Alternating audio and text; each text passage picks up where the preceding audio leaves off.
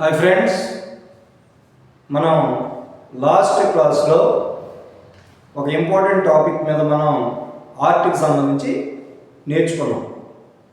అందులో పెన్సిల్ కానీ, చార్కోల్స్ కానీ, కలర్ పెన్సిల్స్ కానీ, స్కెచ్ పెన్స్ కానీ అవేంటి, వాటిలో రకాలు ఏంటో కొన్ని నేర్చుకున్నాం. మరి ఈరోజు క్లాస్లో కొన్ని డిఫరెంట్ టెక్నిక్స్ వాడు అడిగాడు. అవి ఏంటంటే సబ్జెక్ట్ అని ఇచ్చి డ్రాయింగ్ ఫ్రమ్ నేచర్, రెండవది ఆబ్జెక్టివ్ డ్రాయింగ్. ఈ రెండు అడిగాడు. ఫస్ట్ది డ్రాయింగ్ ఫ్రమ్ నేచర్ అంటే ఏం లేదు, నేచర్కి సంబంధించినటువంటి డ్రాయింగ్ ఏముంది వాటి గురించి కొన్ని వివరించండి అన్నాడు. అందులో ఏమి ఇచ్చాడంటే leaves, flowers, trees, birds, animals and extra. చూడండి, ఇవన్నీ కూడా మనకు ప్రకృతిలో కనబడేవి. చాలా మందికి తెలియని పాయింట్. వీడు ఏమని అడుగుతాడంటే క్వశ్చన్, న్యాచురల్కి సంబంధించినటువంటి లేదా డ్రాయింగ్ ఫ్రమ్ నేచర్కి సంబంధించి ఒక 2-3 మీరు చూపించండి అని ఇస్తారు. అలా చూపించండి అన్నప్పుడు అక్కడ కొన్ని ఏవైనా అడగచ్చు, వస్తువులు అడగచ్చు, బర్డ్స్, యానిమల్స్, ఇలా కాకుండా ఇంకా వేరు వేరు టైప్స్ కూడా అడుగుతాడు. అడిగేటప్పుడు మీరు గుర్తుపెట్టుకోవాల్సినవి వెంటనే డ్రాయింగ్ ఫ్రమ్ నేచర్ అన్నాడు కాబట్టి ప్రకృతి గుర్తుకు రావాలి. ప్రకృతిలో ఏముంటాయి? చెట్లు ఉంటాయి, అలాగే లీవ్స్ ఉంటాయి, అలాగే వాటి మీద ఉన్నటువంటి లేదా అడవిలో ఉన్నటువంటి పక్షులు, జంతువులు. ఇదంతా నేచర్. ఇవే కాకుండా కొండలు, కోనలు కానీ, అలాగే ఇందులో కింద ఉన్నటువంటి సరస్సులు కానీ, పైన ఉన్నటువంటి స్కై, ఇవి కూడా ప్రకృతికి సంబంధించినటువంటివి. సో దీనికి సంబంధించి కొన్ని రకాలు అడుగుతున్నాడు వాడు. లీవ్స్ ఎవరికి తెలియదండి, కానీ లీవ్స్లో టైప్స్ ఉంటాయి. మళ్ళీ ఫర్ ఎగ్జాంపుల్ మందారం ఆకు వేరేగా ఉంటుంది, గులాబీ ఆకు వేరేగా ఉంటుంది.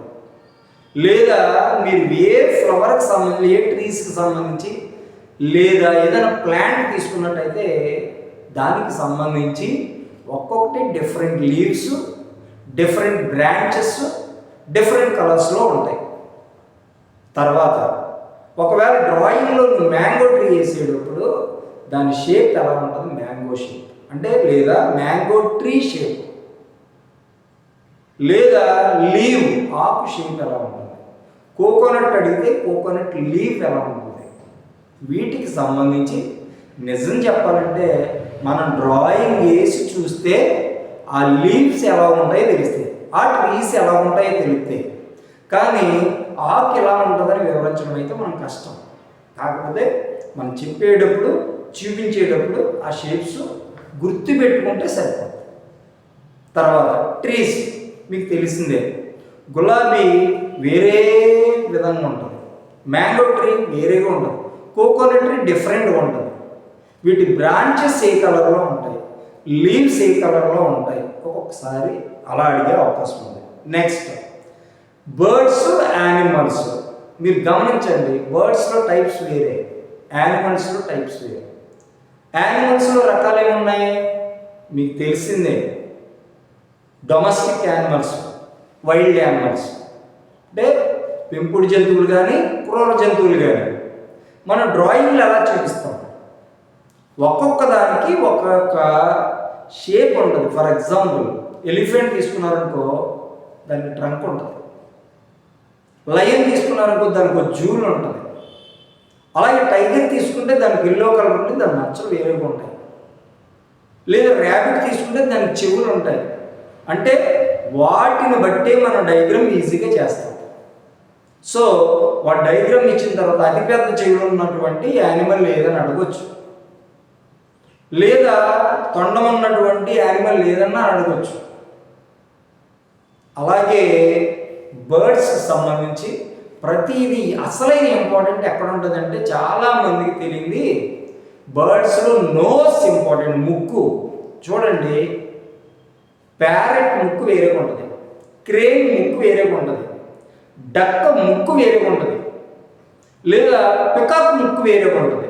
అంటే నోస్లో మెయిన్ ఇంపార్టెంట్ అంతా బర్డ్కి నోస్లోనే ఉంది.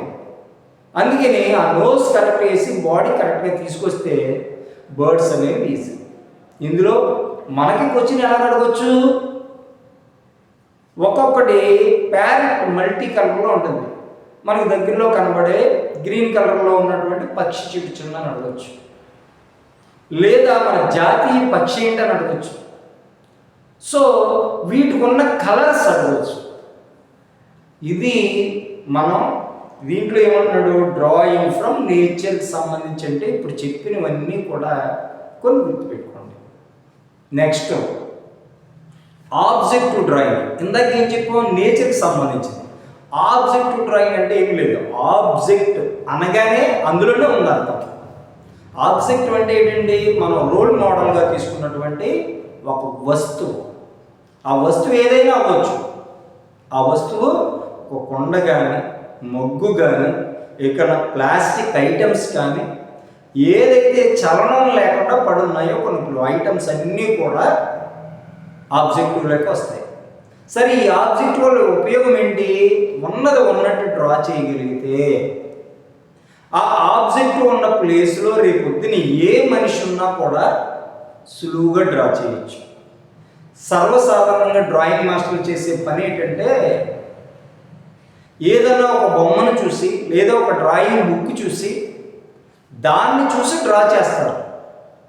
కానీ అది కాదు, మనం ఓన్గా క్రియేటివిటీ అంటే ఓన్గా క్రియేట్ చేసుకునే అలవాటు పెంచుకుని స్కెచింగ్ అంటారు దాన్ని. ఎక్కడైనా మన ఎదురుగుండా కొన్ని బస్ స్టాండ్స్ కానీ, రైల్వే స్టేషన్ కానీ, కొన్ని ఇంపార్టెంట్ ప్లేసెస్లో మనకి వాళ్ళు చేసే వర్కులు ఉంటాయి. వాళ్ళని చూసి మీరు డైరెక్ట్గా డ్రా చేయగలిగితే వాడు రియల్ ఆర్టిస్ట్గా తయారవుతాడు. ఓన్ సబ్జెక్ట్గా ఓన్ టాపిక్స్ అయినా చేయగలుగుతాడు. సో ఇందులో ఆబ్జెక్టివ్ డ్రాయింగ్ అనగానే ఏమీ లేదండి, మన ముందున్నటువంటి కొన్ని వస్తువులు ఉన్నాయి, వాటిని యథావిధిగా కదలకుండా వాటిని చూసి వేసే వాటినే ఆబ్జెక్టివ్ డ్రాయింగ్ అంటారు. ఇందులో డౌట్ ఏమి లేదు. ఇందులో మీరు గుర్తుపెట్టుకున్న అండర్లైన్ పాయింట్ ఏంటి, కొన్ని వస్తువులు. ఉదాహరణకి మీ ఎదురుగుండా ఉన్నటువంటి వాటర్ మొగ్గు ఉంది, దాన్ని ఏమంటారని అడుగుతున్నాడు. మనం చెప్పాల్సింది ఏంటి ఆన్సర్, ఆబ్జెక్టివ్ డ్రాయింగ్. లేదా ఆబ్జెక్టివ్ డ్రాయింగ్లో ఉన్నటువంటి ఏమన్నా ఎగ్జాంపుల్ 2 వస్తువుల పేర్లు రాయవచ్చు. ఇది అడుగుతాడా అంటే నేను ఇందాక చెప్పినట్టుగా అడగచ్చు, అడగకపోవచ్చు. కానీ తెలుసుంటే రేపొద్దున పిల్లలకి చెప్పచ్చు. వీటి గురించి డ్రాయింగ్ గురించి మనకు ఒక అవగాహన ఉంటుంది. రియల్గా ఇందాక చెప్పినట్టుగానే మనకి వాడు డిఎస్సిలో అడిగితే మనకి చాలా హెల్ప్ అవుతుంది. సో ఈరోజు క్లాస్లో నేను చెప్పిన 2 ఇంపార్టెంట్ టాపిక్స్ ఇచ్చాను. ఒకటి నేచర్ డ్రాయింగ్ అంటే ఏంటి, రెండోది ఆబ్జెక్టివ్ డ్రాయింగ్ అంటే ఏంటి. మరి ఇందులో ఒక్కొక్కటి ఉన్నాయి కదా, లీవ్స్ అంటే ఏంటి, బర్డ్స్ అంటే ఏంటి, యానిమల్స్ అంటే ఏంటి, ఇవి 1 బై మనం వివరించుకెళ్తే అసలు టైమే సరిపోదు. కానీ వాటి గురించి వాటి వివరణ తర్వాత క్లాసుల్లో చూద్దాం. ప్రస్తుతానికి మన క్లాస్ వరకు మనకి ఎంతవరకు ఉపయోగపడుతుందో అంతవరకు మాత్రమే కొన్ని మీకు అందివ్వడం జరుగుతుంది. సో ఈరోజు క్లాసులో 2 విషయాల మీద మనం చర్చించుకున్నాం. ఒకటి నేచర్ డ్రాయింగ్, రెండోది ఆబ్జెక్టివ్ డ్రాయింగ్. నేచర్ డ్రాయింగ్ అనగానే ప్రకృతి గుర్తుపెట్టుకోండి, ఆబ్జెక్టివ్ డ్రాయింగ్ అనే వస్తువులు గుర్తుపెట్టుకోండి, అంతే, అంతకన్నా ఏమీ లేదు.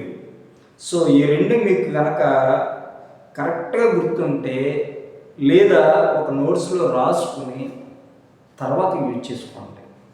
ఏది ఏమైనా మరి మీరందరూ కూడా నేను ఇప్పుడు చెప్పినటువంటివి ఉపయోగించుకుని భవిష్యత్తులో డిఎస్సి కానీ మంచి ఆర్టిస్ట్గా తయారవ్వాలని నా ఉద్దేశం. సో ఈరోజు చెప్పినటువంటి ఈ వీడియో మీకు నచ్చినట్లయితే లైక్ ఇవ్వండి, మీ ఫ్రెండ్స్కి షేర్ చేయండి, అలాగే డౌట్స్ ఉంటే కామెంట్ చేయండి, నో ప్రాబ్లం. సో తర్వాత వీడియోలో ఒక మంచి వీడియోతో మళ్ళీ వేరే క్లాస్లో మీ ముందుంటాను. అంతవరకు థ్యాంక్ యూ.